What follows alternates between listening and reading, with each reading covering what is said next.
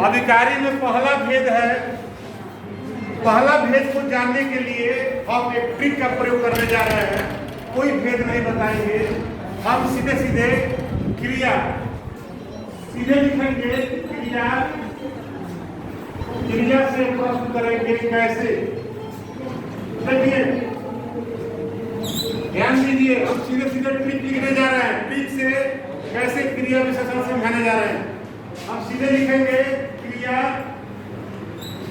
क्रिया लिखेंगे, प्रश्नवाचक डालेंगे कितना। उसके बाद तीसरा लिखने जा रहे हैं क्रिया क्रिया के बाद प्रश्नवाचक डालेंगे कहाँ कहाँ और क्रिया। फिर हम प्रश्न का चिन्ह लिखेंगे क्रिया और प्रश्नवाचक कब। ध्यान दीजिए, क्रिया विशेषण का सबसे महत्वपूर्ण ट्रिक है, आपका बच्चा कभी नहीं भूलेगा। जरा इसको आप ध्यान दे दीजिएगा। अब देखिए क्रिया से कैसे लगाकर जब प्रश्न करेंगे, जब से राम राम धीरे धीरे चलता है, राम धीरे धीरे चलता है वह ये चलता है। क्रिया से पूछेंगे कैसे चलता है, कैसे। उत्तर क्या आया, धीरे धीरे। उत्तर आ गया धीरे धीरे। जब कैसे का उत्तर आ जाएगा तब इस क्रिया विशेषण का नाम रीतिवाचक क्रिया विशेषण होता है। जब कैसे का उत्तर आ जाएगा तब इसका नाम रीतिवाचक क्रिया विशेषण होता है। अब देखिए, जब हम क्रिया से जैसे कितना राम, सब हम राम पर ही बनाएंगे। आसान से आसान पढ़ाई होनी चाहिए, व्याकरण खासकर। राम कम खाता है, राम कम खाता है। हम इससे प्रश्न करेंगे क्रिया से कितना खाता है, कितना। जब कितना का उत्तर मिले तो होगा कम। जब कितना का उत्तर मिलता है तो उस क्रिया विशेषण को परिमाणवाचक क्रिया विशेषण कहते हैं, परिमाणवाचक।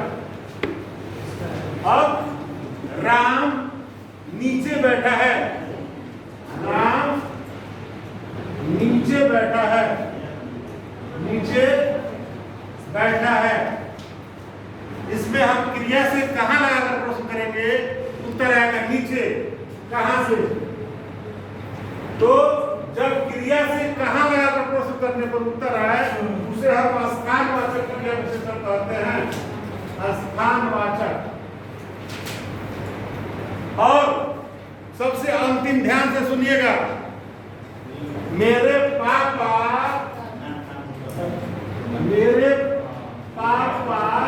कल आएंगे।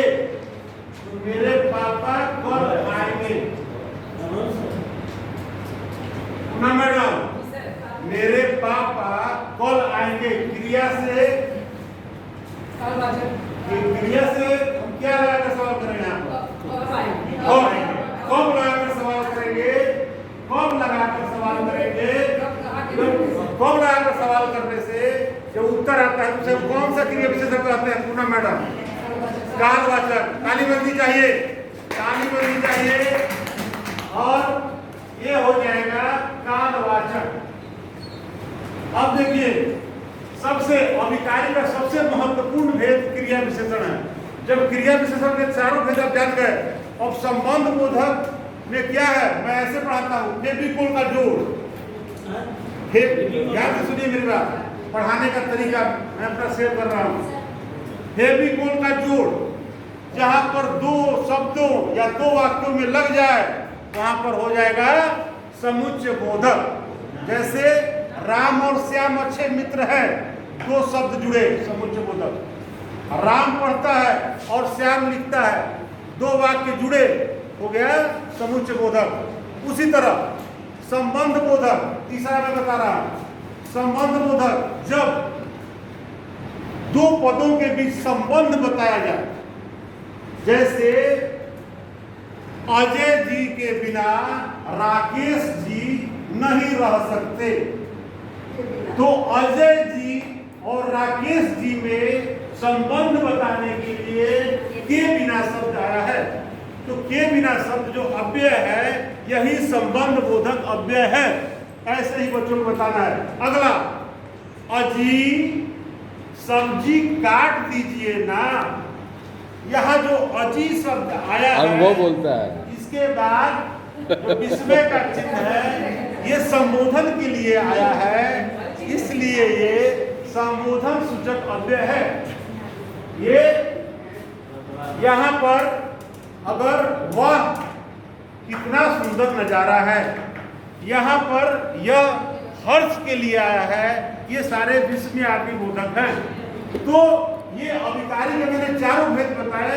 चारों भेद में कोई लिंग वचन का नहीं देना है, सिर्फ और सिर्फ आपको इसका भेद बता देना है। क्रिया के किसका परिभाषा विशेषता बताना ही बता देना है, तो आपका ये दोनों हो जाएगा। इसके बाद पद परिचय से कुछ सवाल मैंने आपको दे दिए हैं और इसी के साथ मैं अपना ये सत्र समाप्त करता हूँ। बहुत बहुत धन्यवाद।